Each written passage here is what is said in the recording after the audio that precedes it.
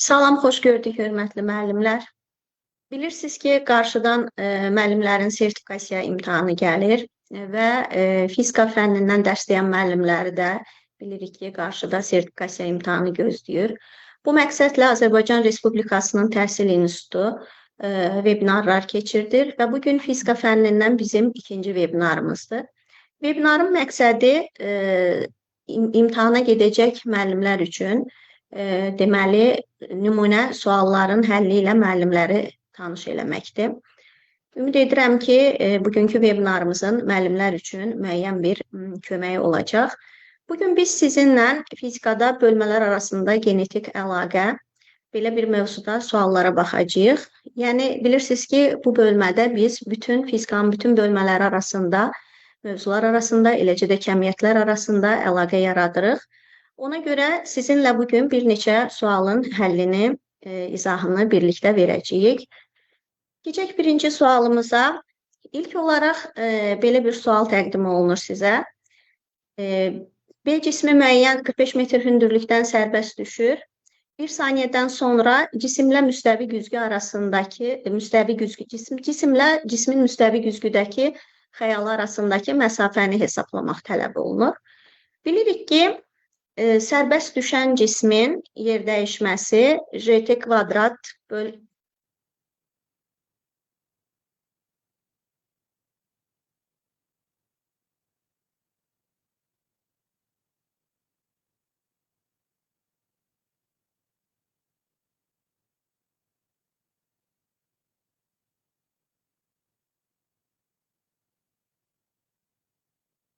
Deməli, bilirik ki, sərbəst düşən cismin düşmə hündürlüyü rt kvadrat böl 2 düsturu ilə hesablanır və bir saniyədən sonra cisim dayandığı nöqtədən 5 metr aşağıya doğru hərəkət eləyəcək. Cisim 45 metr hündürlükdə olduğuna görə, o zaman bunun yerdən olan hündürlüyü 45 çıxaq 5, 40 metr hündürlükdə olacaq.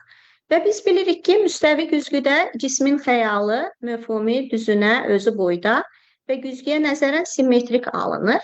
Onda əgər deməli cisim güzgüdən 40 metr məsafədədirsə, xəyal da cisimdən 40 metr məsafədə olacaq və beləliklə cisimlə xəyal arasındakı məsafə 80 metrə bərabər olacaqdır.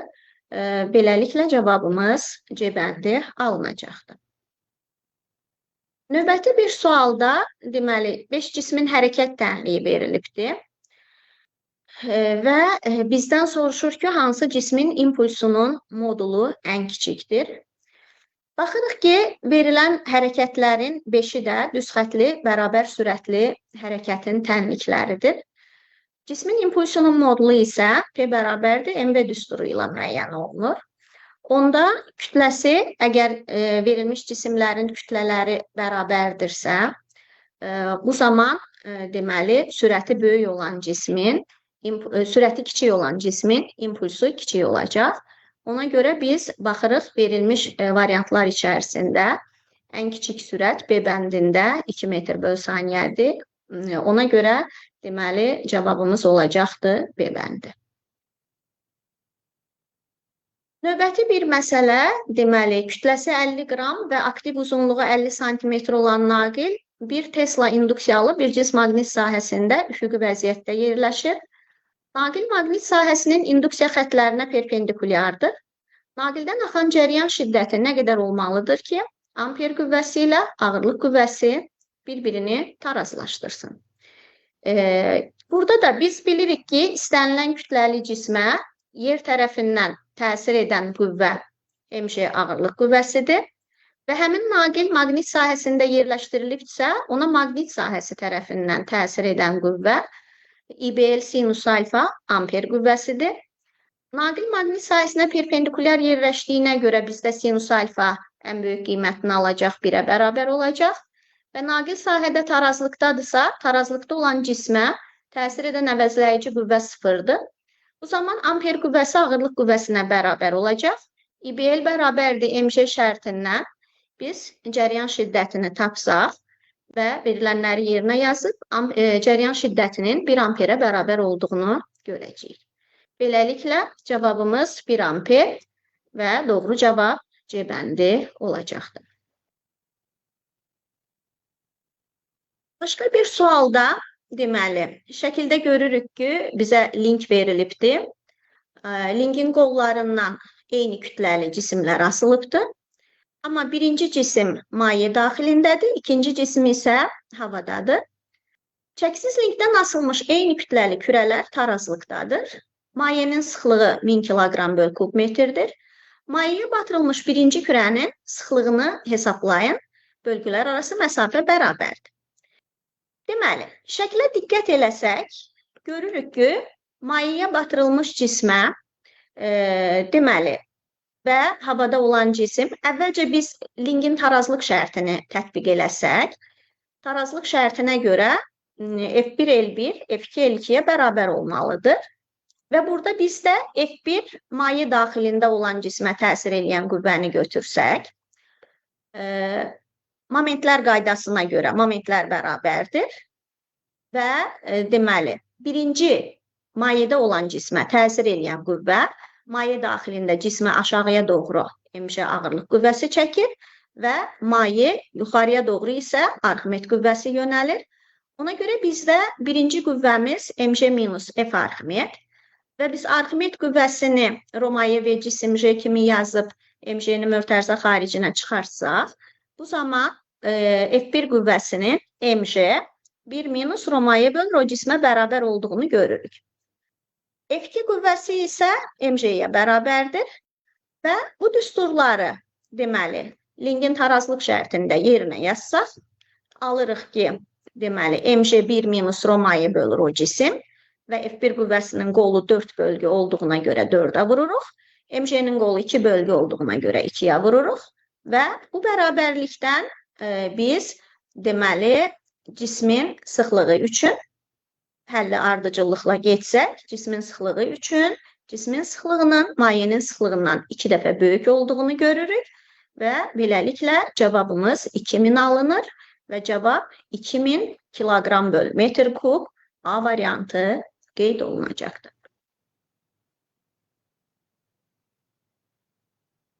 Daha bir belə seçim məsələsi verilir. Bir cins elektrik sahəsində qüvvə xətlərinin əksi istiqamətdə hərəkət edən elektronu kinetik enerjisi artır, azalır, potensial enerjisi artır, azalır və impulsunun modulu artır, azalır verir. Deməli, qüvvə xətlərinin əksi istiqamətində hərəkət edən elektrondur. Biz bilirik ki, elektron bir cins elektrik sahəsində hərəkət edən zaman elektrik sahəsində elektrona təsir edən qüvvə elektrik sahə intensivliyinin əksinə yönəlmişdir. Yəni, qüvvə xətlərinin əksinə yönəlmişdir. Və şərtə görə elektron da sahənin əksinə hərəkət eləyir. Və mexanikadan bilirik ki, əgər qüvvə və yerdəyişmə, qüvvə və sürət eyni istiqamətdə yönələrsə, bu zaman hərəkət bərabər yeyinləşən hərəkət olur. Yəni, şəkildə verilənlərə görə görürük ki, qüvvə və sürət eyni istiqamətdədir. Bu zaman elektronun hərəkət sürəti zaman keçdikcə artacaq. Əgər sürəti artırsa, zərrəciyin impulsu, eləcə də kinetik enerjisi artacaqdır. Amma bilirik ki, deməli, elektronun, cismin, eləcə də zərrəciklərdən söhbət gedərsə zərrəciyin kinetik enerjisinin dəyişməsi əks işarə ilə potensial enerjinin dəyişməsinə bərabərdir. Ona görə, əgər elektronun hərəkəti bərabər yeyinləşən hərəkətdirsə, bu zaman elektronun kinetik enerjisi artıbdırsa, kinetik enerjinin əks işarə ilə dəyişməsi potensial enerjiyə bərabər olduğuna görə zərrəciyin potensial enerjisi azalacaq. Ona görə seçimlərə baxsaq, biz doğru cavab kinetik enerji artar 1, potensial enerji azalar 4 və sürət artdığına görə impulsun modulu artar 5-ci bəndləri doğru cavab kimi götürəcəyik. Beləliklə cavabımız olacaqdır B bəndi. Daha bir əlaqə, deməli, verilibdir 3 müxtəlif həcmli cisimlər. Birinci cismin həcmi V, ikinci və üçüncü cismin həcmi isə 2V-yə bərabərdir. Və cisimlər eyni yaylardan asılıblar, yəni yayların sərtlikləri eynidir. Şərtə diqqət eləsək, eyni yaylardan həcmləri V, 2V və üçüncü də 2V olan bərabər kütləli 3 kürə asılıbdır. Kürələr suya tam batdıqda yayların mütləq uzanmaları arasında hansı münasibət doğru olacaq? Şərtə görə hər 3 cismin kütləsi eynidir.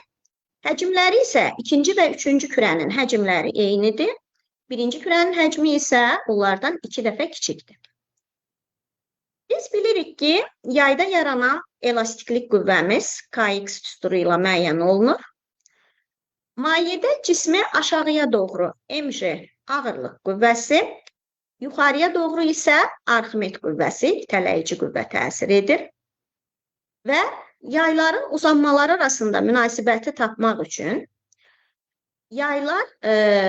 kürələr yaydan asıldığına görə bu zaman yaylarda mg elastiki qüvvə, Kx elastiklik qüvvəsi ağırlıq qüvvəsi ilə Arximed qüvvəsinin fərqinə bərabər olacaqdır. Və bu şərtdən biz şərtə görə birinci kürənin həcmi digərlərindən kiçikdir. İkinci və üçüncü kürə bərabərdir həcmləri. Onda belə çıxır ki, birinciyə təsir edən Arximed qüvvəsi ikinciyə təsir edən Arximed qüvvəsindən kiçik olacaq. İkinci və üçüncü kürənin həcmləri bərabər olduğuna görə Arximed qüvvələri bərabər olacaq. Kütlələr isə hər üçü bərabərdir. Onda biz bu şərtdən alacağıq ki, deməli, birinci yayın uzanması ikinci yayın uzanmasından böyükdür. İkinci isə üçüncüyə bərabər olacaq. Çünki biz tarazlıq şərtini yuxarıda vermişdik ki, Kx bərabərdir mg minus f Arximed. Arximed qüvvəsi Romaye və cisim J-yə bərabər olduğuna görə eyni qüvvədən, yəni mg-lər bərabərdir. Kiçiyi çıxanda böyük ifadə alacağıq, yer dəyişmə alacağıq. Ona görə x1 x2-dən böyükdür, x2 isə x3-ə bərabər olacaqdır. Beləliklə, doğru cavabımız D bəndi olacaq. Növbəti bir məsələdə xüsusi istilik tutumu S bərabər 460 joule bölü kiloqram Kelvin olan dəmir kürə sərbəst düşür və yerə dəyərək 0,3 Kelvin qızır. Yerə zərbə zamanı kürənin mexaniki enerjisinin 60%-nin onun daxili enerjisinə çevrildiyini bilərək cismin hansı hündürlükdən düşdüyünü hesablayın. Deməli, biz burada mexaniki enerjinin istilik enerjisinə çevrildiyini görürük. Amma mexaniki enerjinin hamısı deyil, 60%-i istilik enerjisinə çevrilir. Cisim müəyyən hündürlükdən sərbəst düşəndə, sərbəst düşən cismin tam mexaniki enerjisi mgh düsturu ilə müəyyən olunur. Yəni, potensial enerjinin maksimum qiyməti tam enerjiyə bərabərdir. Cismin daxili enerjisinin dəyişməsi isə bilirik ki, Sm delta T düsturu ilə müəyyən olunur. Deməli, tam mexaniki enerjinin 60%, yəni %60 hissəsi daxili enerjiyə çevrilir. Ona görə MGH-ın 60%-ni Sm delta T-yə bərabər eləsək və buradan biz H hündürlüyünün qiymətini yuxarıdakı bərabərlikdən tapsaq, hündürlük üçün 23 metr məsafə alacağıq. Deməli, cismimiz 23 metr hündürlükdən düşür və mexaniki enerjinin 60%-i daxili enerjiyə çevrilir. Doğru cavabımız A bəndi götürüləcəkdir. Növbəti bir məsələmizdə başlanğıc sürəti 6 metr böl saniyə olan cisim intensivliyi 2,5 kilovolt böl metr olan bir cins elektrik sahəsinə qüvvə xətlərinin əksi istiqamətində daxil olur. Daxil olan protondur, üzr istəyirəm. Deməli, 10⁻6 metr böl saniyə başlanğıc sürətlə intensivliyi 2,5 olan bir cins elektrik sahəsinin qüvvə xətlərinin əksi istiqamətdə daxil olan proton. Proton dayanana kimi getdiyi yolu hesablamalıyıq. Bilirik ki, proton müsbət yüklü zərrəcikdir və əgər proton, yəni müsbət yüklü zərrəcik, elektrik sahəsində qüvvə xətlərinin əksi istiqamətində daxil olubsa, protona təsir edən qüvvə elektrik sahəsində sahə istiqamətindədir. Deməli, qüvvə yerdəyişmənin əksinə yönəldiyinə görə protonun hərəkəti bərabər yavaşlayan hərəkət olacaq və yavaşlayan hərəkətdirsə elektrik sahəsində yükə əks istiqamətdə qüvvə təsir etdiyinə görə müəyyən müddətdən sonra bu zərrəciyin sürəti sıfıra qədər azalacaq. Və kinetik enerji haqqında teoremə görə bilirik ki, bu qüvvənin işi ədədi qiymətcə kinetik enerjinin dəyişməsinə bərabər olacaq. Yəni, elektrik sahəsində yükə təsir edən qüvvə QY-S-dir. Mexanikada isə mexaniki hərəkət edən zərrəciyin kinetik enerjisi mv kvadrat bölü 2-dir. Onda deməli, elektrik sahəsinin gördüyü iş ədədi qiymətcə kinetik enerjinin dəyişməsinə bərabər olacaq və bu bərabərlikdən biz zərrəciyin yer dəyişməsini təyin edə bilərik. mv0 kvadrat bölünsək 2QY-yə və verilən rəqəmləri yerinə qoysaq, kəmiyyətlərin qiymətini, zərrəciyin deməli dayanana qədər getdiyi yolun 2 metr olduğunu alacağıq. Cavabımız C bəndi 2 metr. Növbəti bir məsələmiz.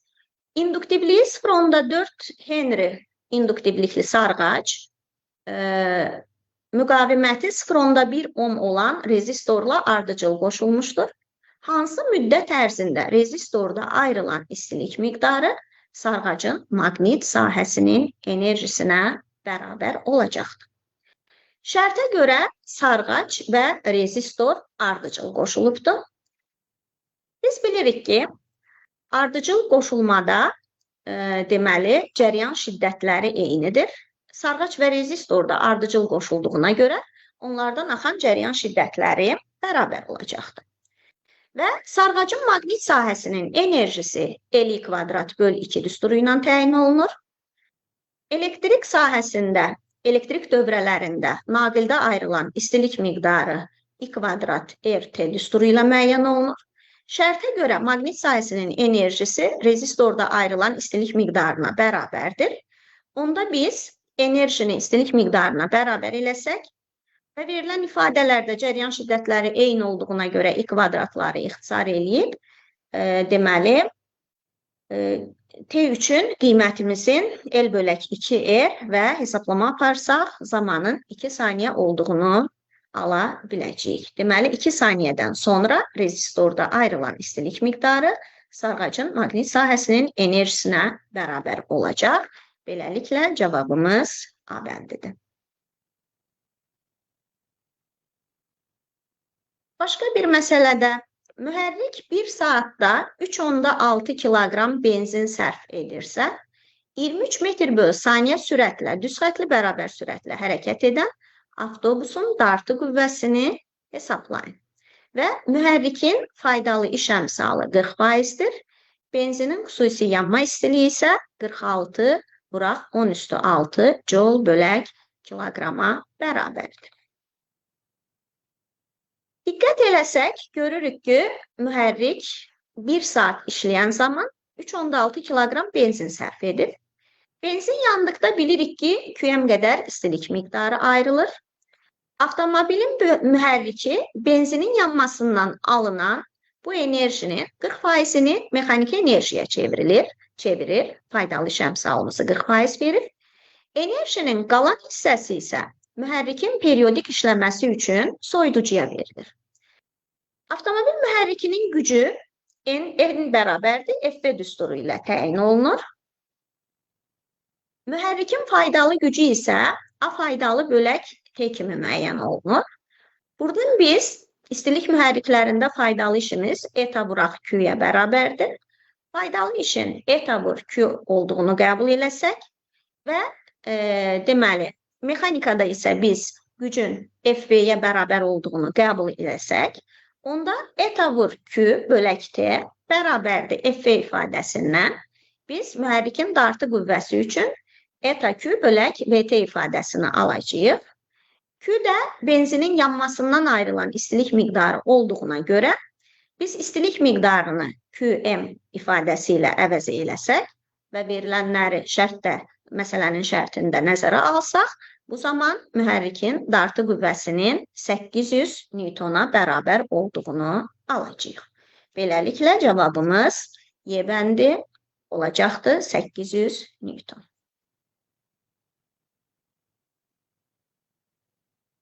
Başqa bir məsələmizdə elektron bir cins maqnit sahəsinin induksiya xətləri istiqamətində sahəyə daxil olur.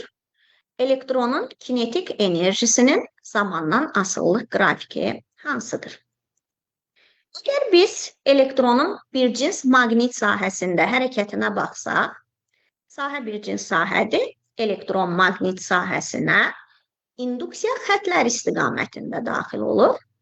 Biz bilirik ki, yüklü zərrəciyə maqnit sahəsində təsir edən qüvvə Lorentz qüvvəsi QVB sinus alfa düsturu ilə müəyyən olunur. Elektron sahəyə paralel daxil olubdursa, qüvvə xətlər istiqamətində daxil olubdursa, bu zaman sinus alfamızın sinus 0 dərəcədə bilirik ki, 0-a bərabərdir.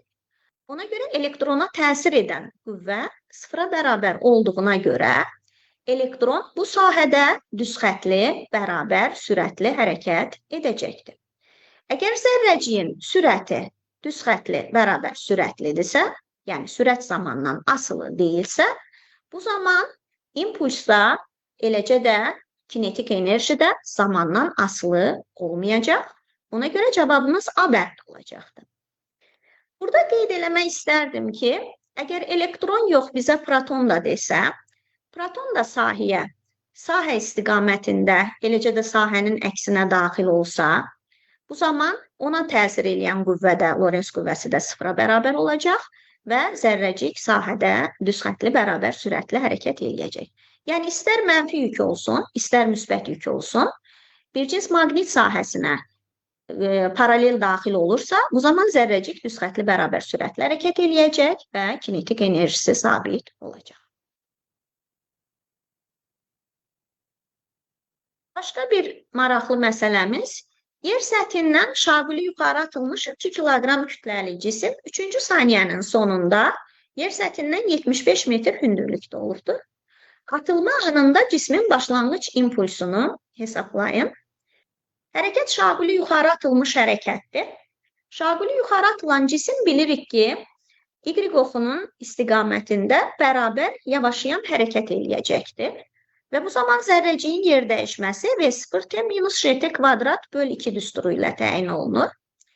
Bizə yuxarı atılmış cismin 3-cü saniyədən sonra 75 metr hündürlükdə olduğu verilir, amma hansı sürətlə atıldığı verilməyib. Deməli, biz yer dəyişmənin düsturundan cismin yer səthindən hansı sürətlə atıldığını tapırıq. H bərabər V0T minus JT kvadrat böl 2.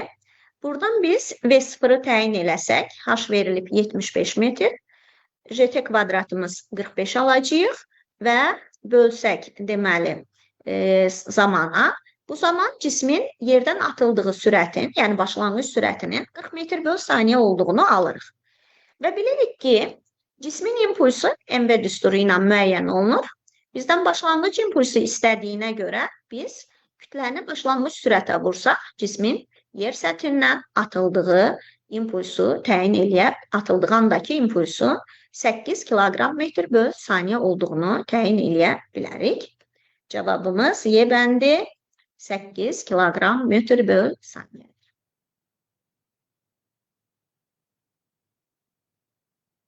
Başqa bir sualda, deməli, M kütləli yük, kütləsi M, yükü Q olan cisim, Q0 yükünün elektrik sahəsində tarazlıqdadır. Yüklər arasındakı R məsafəsi hansı ifadə ilə təyin olunur? Deməli, görürük ki, Q0 yükü ipdən asılmışdır, bağlı vəziyyətdədir və Q0 yükünün yaratdığı sahəyə başqa bir Q yükü gətirilibdir və bizə deyir ki, yük tarazlıqdadır. Məsafə nə qədər olmalıdır ki, yük tarazlıqda qalsın. Yükə təsir edən qüvvələri təsvir eləsək, Q yükünün şaquli aşağıya doğru mc ağırlıq qüvvəsi, yuxarıya doğru isə Q0 yükü tərəfindən Q0 və Q yükü arasında Kulon qüvvəsi təsir eləyir. Onda, əgər bu yük tarazlıqdadırsa, onda ağırlıq qüvvəsi ilə Kulon qüvvəsi bir-birinə bərabər olacaqdır. Yəni, qüvvələr qiymətcə bərabər, istiqamətcə əks olmalıdır ki, yük tarazlıqda qala bilsin. Kulon qüvvəsinin ağırlıq qüvvəsinə bərabər olduğu şərtdə biz zərrəciklər arasındakı məsafənin kök altda K, Q0, Q bölək mc olduğunu alacağıq. Beləliklə, doğru cavabımız C bəndi alınacaqdır.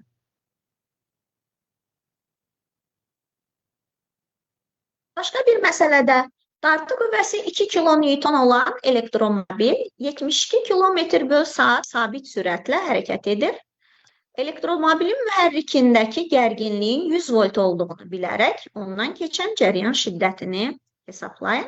Enerji itkisi nəzərə alınır. Deməli, bizə mühərrikin dartı qüvvəsini verib 2 kN.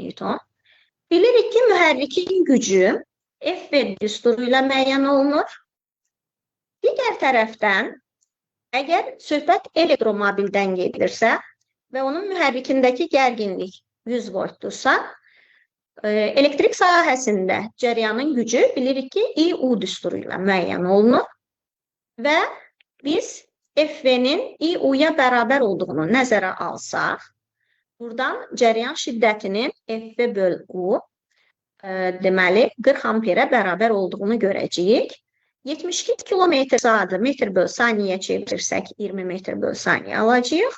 Ona görə 2000-i 2 kN-umuz 2000 Newton vursaq sürətin çevrilmiş qiyməti 20 və 1000 volta bölsək deməli cəryan şiddətinin 40 amperə bərabər olduğunu görürük. Doğru cavabımız D bəndi 40 amperdir.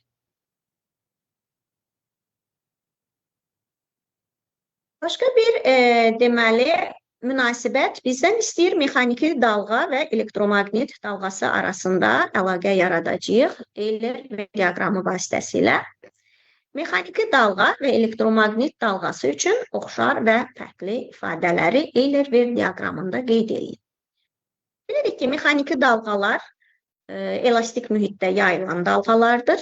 Həm eninə, həm uzununa ola bilir. Elektromaqnit dalğaları vakuumda yayılır. Mexaniki dalğaların yayılması üçün hökmən elastik mühit olmalıdır. Elektromaqnit dalğalarının mühitdə yayılma sürəti işığın vakuumda yayılma sürətinə bərabərdir. Ona görə biz əlaqələrə, verilmiş bəndlərə fikir versək, yalnız eninə ola bilir. Elektromaqnit dalğalarında elektrik sahəsinin intensivlik vektoru maqnit sahəsinin induksiya vektoruna perpendikulyar olmaqla dalğanın yayılmasına perpendikulyardır və eninə dalğalardır. Ona görə yalnız eninə ola bilər elektromaqnit dalğaları, həm eninə, həm uzununa ola bilir mexaniki dalğalar. Vakuumda yayılır, elektromaqnit dalğaları vakuumda yayılır, ən böyük sürətlə. Digər mühitlərdə də yayılır, vakuumdan mühitə keçəndə sürəti azalır. Deməli, vakuumda yayıla bilmir, bir mühitdən digərinə keçdikdə tezliyi dəyişmir. Deməli, bu bəndləri biz ardıcıllıqla gəlsək, yalnız eninə ola bilər elektromaqnit dalğaları, yəni bir gedəcək elektromaqnit dalğalarına, həm eninə, həm uzununa ola bilər mexaniki dalğalar, 2 mexaniki dalğalara gedəcək. Vakuumda yayılır elektromaqnit dalğaları, 3 elektromaqnit dalğalarına. Vakuumda yayıla bilmir mexaniki dalğalar, bilirik ki, yayılması üçün hökmən elastik mühit olmalıdır. Bir mühitdən digərinə keçəndə tezliyi dəyişmir, həm mexaniki, həm elektromaqnit dalğasının.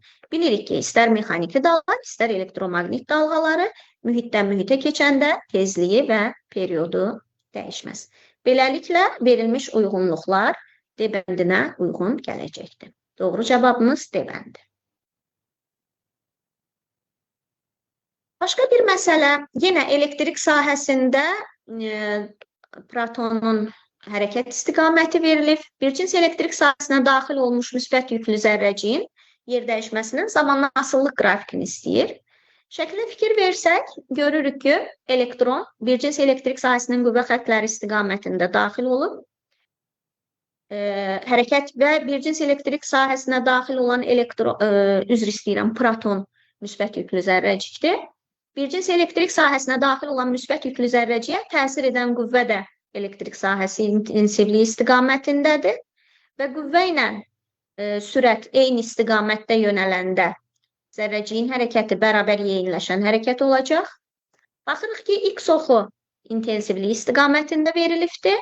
Deməli, hərəkət sürəti artacaq və hərəkət sürəti X oxu istiqamətində olduğuna görə zərrəciyin hərəkəti x oxu istiqamətində bərabər yeyinləşən hərəkət olacaq. Və niyə bərabər yeyinləşən hərəkət?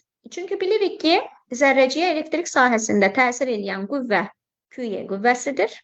Newtonun ikinci qanununa görə hərəkətdə olan cismə təsir edən qüvvə MA.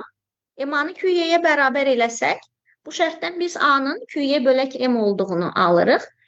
Sahə bircins sahə olduğuna görə bütün nöqtələrdə sahənin qiyməti eynidir. Hərəkət zamanı zərrəciyin yükü və kütləsi dəyişmədiyinə görə, deməli, hərəkət təcilimiz də sabit olacaq.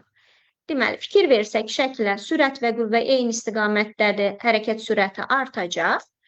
Hərəkət isə x oxu istiqamətində olduğuna görə hərəkətimiz x oxu istiqamətində bərabər yeyinləşən hərəkət olacaq. Yeyinləşən hərəkətin qrafiki bilirik ki, paraboladır və x oxu istiqamətində olduğuna görə doğru cavabı C bəndi qeyd eləyəcəyik.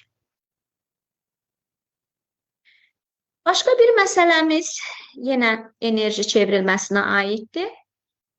Sink kürəcik 200 metr hündürlükdən düşür və yerin səthində 40 metr böl saniyə sürətə malik olur.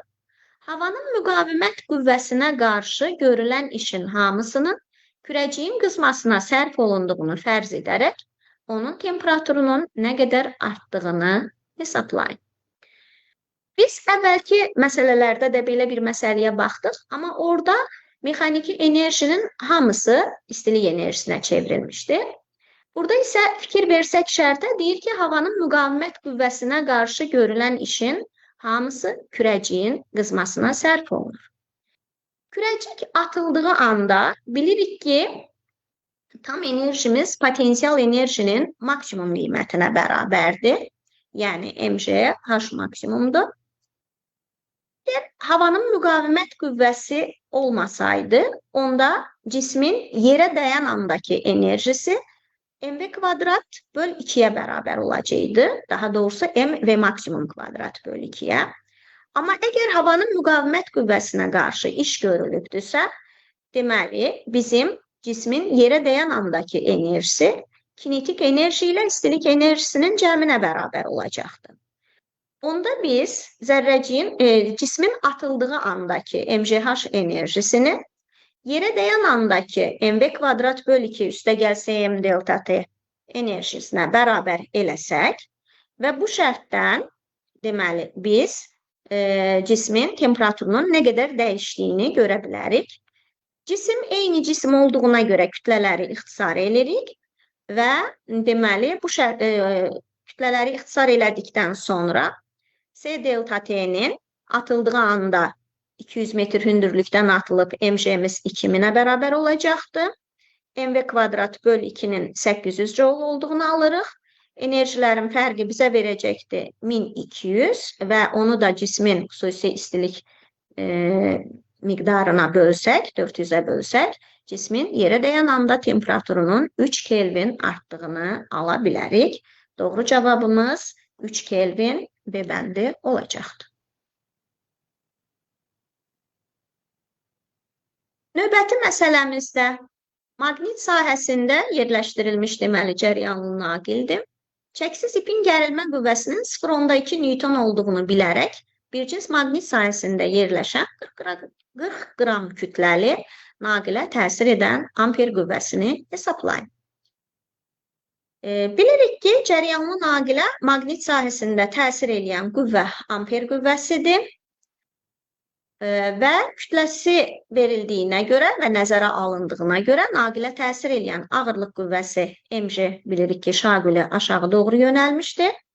Sol əl qaydasını tətbiq eləsək, amper qüvvəsinin yuxarı yönəldiyini görürük və naqil tarazlıqdadır deyirsə, onda amper qüvvəsi deməli, amper qüvvəsi yuxarı yönəldiyindən ipdə yaranan gərilmə qüvvəsi ilə amper qüvvəsinin cəminin mg'yə bərabər olduğunu görəcəyik və bu şərtdən də T üstə gəl F amperi mg'yə bərabərdir. Çünki naqil tarazlıqdadır deyir. Bu zaman deməli bu şərtdən amper qüvvəsinin mg minus T və M-i 40 qram verdiyinə görə mg'miz 0,4 Newton, Gərilmə qüvvəsinin 0,2 Newton verir və beləliklə amper qüvvəsinin də 0,2 Newtona bərabər olduğunu alacağıq. Doğru cavab C bəndidir. Növbəti bir məsələdə bizə iki rəqs konturu verilib. Deməli, rəqs konturlarında yaranan elektromaqnit rəqslərinin periodları arasındakı əlaqəni müəyyən eləyəcəyik. Baxırıq, birinci rəqs konturunda el induktivlikli sarğac və iki kondensator ardıcıl birləşir. İkinci rəqs konturumuzda isə el induktivlikli sarğac, burada da iki kondensatordur, amma kondensatorlarımız paralel birləşir. Kondensatorlar ardıcıl birləşirsə, bilirik ki, ardıcıl birləşmədə tutum S/2, paralel birləşmədə isə tutum 2S düsturu ilə müəyyən olunur. Çünki eyni tutumlu kondensatorlardır. Elektromaqnit rəqslərinin periodu 2pi kökdə LC düsturu ilə müəyyən olunur.